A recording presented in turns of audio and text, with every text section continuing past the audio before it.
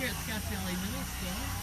These are some of the portable classrooms that have arrived, and that's where students will attend class once the construction of the new middle school begins. Let's take a peek. This is on the Bean Creek Road in Scotts Valley. It's behind the snack shack and where the basketball courts used to be. All lined up in a row here. The school board got an update last night, Tuesday night, about the progress of the middle school project, and all of the consultants there said it was very, very complicated.